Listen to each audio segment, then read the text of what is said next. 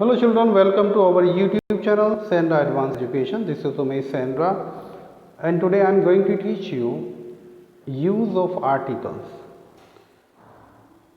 before countable and uncountable nouns. Countable और uncountable noun से पहले आर्टिकल कैसे यूज होते हैं। आर्टिकल होते क्या हैं, पहली बात तो हमें यही मालूम होना चाहिए। ए एन द, ये तीन वर्ड ऐसे हैं जिनको हम आर्टिकल कहते हैं। ए एन ये इंडेफिनिट आर्टिकल होते हैं, वहीं द डेफिनिट आर्टिकल होता है। इंडेफिनिट आर्टिकल और डेफिनिट आर्टिकल में अंतर क्या है? इंडेफिनिट आर्टिकल वो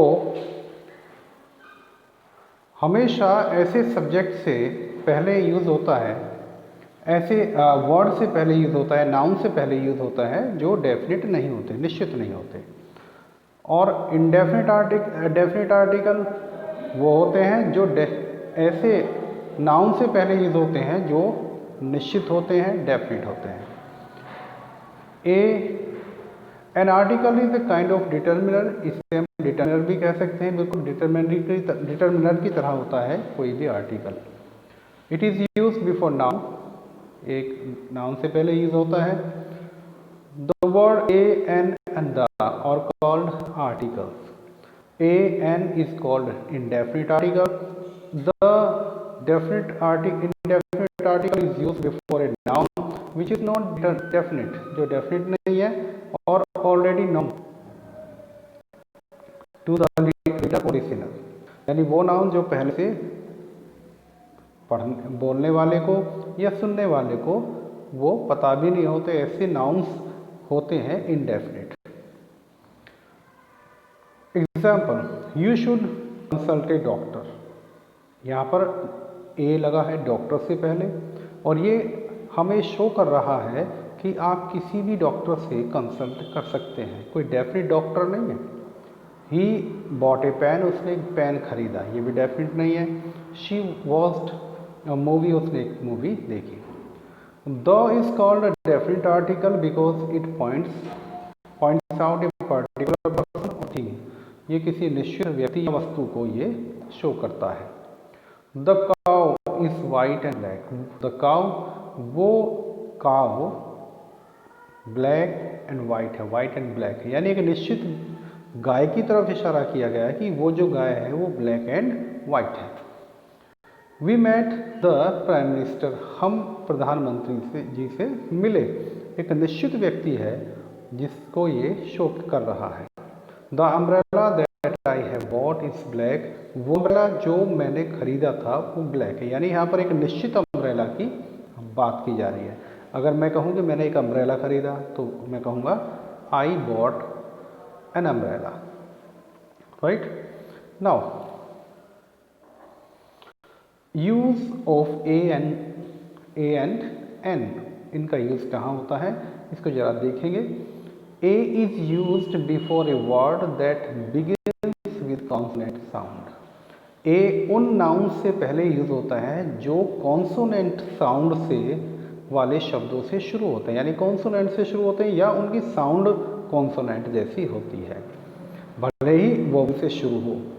remember that sometimes a word may begin with a vowel in spelling, हमेशा ध्यान रखना कोई बहुत से शब्द ऐसे होते हैं जो वोवल से शुरू होते हैं स्पेलिंग को देखते हुए, and yet have the sound of A consonant, लेकिन उनकी जो साउंड है उनको जब हम प्रोनाउंस करते हैं, बोलते हैं, तो वो कॉन्सोनेंट की आवाज़ निकालते हैं।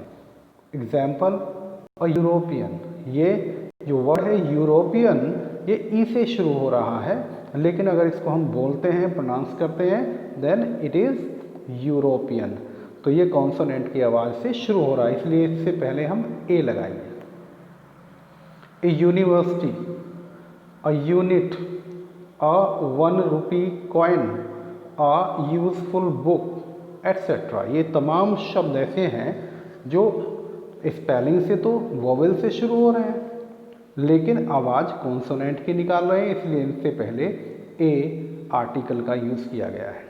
सिमिलरली इसी तरीके से sometimes a word may start with a consonant letter.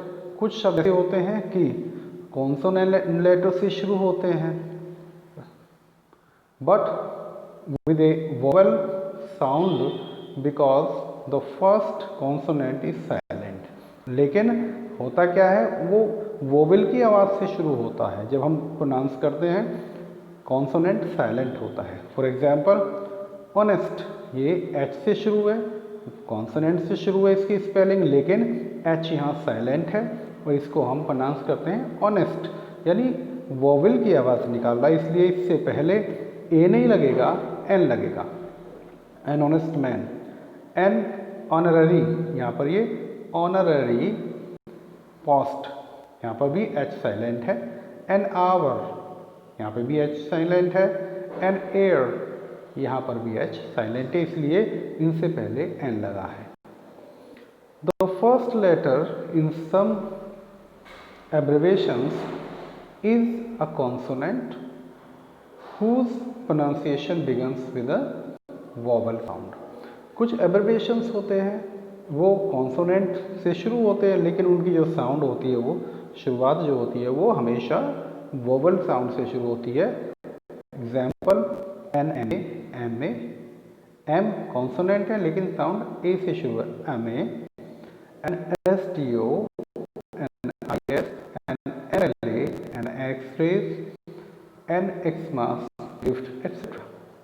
Right, यानी वैसे हमने इससे पहले जो पढ़ा है या हमने सुना है वो ये है कि ए उन शब्दों से पहले आते हैं जो वो कॉन्सोनेंट से शुरू होते हैं या कॉन्सोनेंट की आवाज़ से वो प्रोनाउंस होते हैं, और एन वहाँ पर लगता है, वहाँ पर हम लगाते हैं उस नाउन से पहले लगाते हैं जो वोवेल से शुरू हो या वोवेल की साउंड से शुरू हो। Get it? तो वोवेल की साउंड यहाँ प्रायोरिटी दी जा रही है। राइट, ऐसी कॉन्सोनेंट की साउंड को ज़्यादा, यानी कि साउंड को ज़्यादा प्रायोरिटी यहाँ पर दी गई है। यूज़ ऑफ द का यूज़ कहाँ करते हैं, ये भी बड़ी समझने की बात है। बच्चों हमेशा आप ध्यान रखो, आप अगर इंग्लिश लिखना, अच्छी इंग्लिश लिखना चाहते हैं या अच्छे से अंग्रेजी बोलना चाहते हैं तो आपको उस भाषा की ग्रामर की अच्छी नॉलेज होनी चाहिए, तभी आप अच्छी इंग्लिश बोलेंगे, वरना आपकी इंग्लिश या वो लैंग्वेज कुछ इस तरह की होगी, इस तरीके से आप बोल पाओगे जैसे छोटा बच्चा भाषा सीखता है, और आपकी लैंग्वेज हमेशा ऐसी ही रह जाएगी अटपटी। कुछ सेंटेंसेस आप रट लेंगे जो अच्छे से बोलेंगे, लेकिन उससे ज़्यादा अगर बोलना चाहेंगे तो आप फेल हो जाएंगे। इसलिए ग्रामर को समझना ज़रूरी है, बारीकियों को समझना ज़रूरी है। आगे चलते हैं, हम देखते हैं यूज़ ऑफ द का यूज़ कहाँ करते हैं। द ऐसा नहीं है, ये डेफिनेट आर्टिकल ऐसा नहीं है कहीं भी लगा दो आप। तो देखते हैं कहाँ कहाँ हम इसको यूज़ करते हैं। Before a unique thing, example the sun, the moon, the earth, the Mars. इस ब्रह्मांड में कुछ ऐसी चीज़ें हैं जो अकेली ही हैं, दूसरी है ही नहीं। जैसे सन एक ही है यूनिवर्स में, मून एक ही है, अर्थ एक ही है, मार्स एक ही है। तो इन सबसे पहले इन सबके नाम, यानी एक तरीके से जितने भी प्लैनेट्स हैं उनके नाम से पहले हमेशा हम दा लगाएंगे। Before a noun that refers to a particular person और किसी भी ऐसे नाउन से पहले जो विशेष जगह या व्यक्ति को शो करता हो। The mall road, the airport, the chief minister etcetera. Before a single noun to represent its whole class। Singular noun से पहले, ऐसे नाम से पहले जब हम उसकी उस जैसे सारी जो उस क्लास से संबंधित जो पर्टिकुलर जितने भी थिंग्स हैं या पर्सन्स हैं उनको एक साथ हम शो करना चाहते हैं तो दा लगा देंगे। जैसे द काउ, यहाँ पर दा लगने से जितनी भी काउ यानी गाय की तमाम जो क्लास है, तमाम पूरे विश्व में जो गाय हैं उन सबको इंडिकेट कर रहा है, पूरी क्लास को। द रोज, यहाँ पर पुष्प यानी रोज, तमाम रोज को इंडिकेट कर रहा है, इसलिए यहाँ पर ये दा लगा।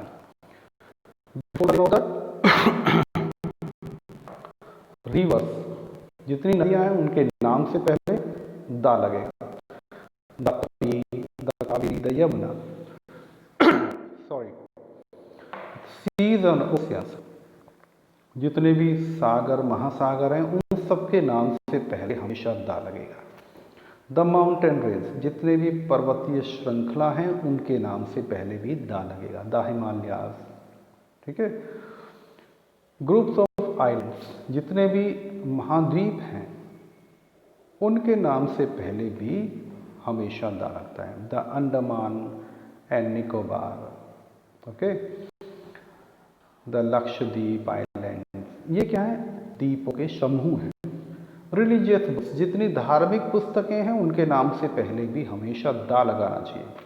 The Ramayan, the Bible, the Quran, okay. Newspapers के नाम से पहले भी हमेशा, जितने भी न्यूज़पेपर्स हैं उनके नाम से पहले हमेशा दा लगाना चाहिए।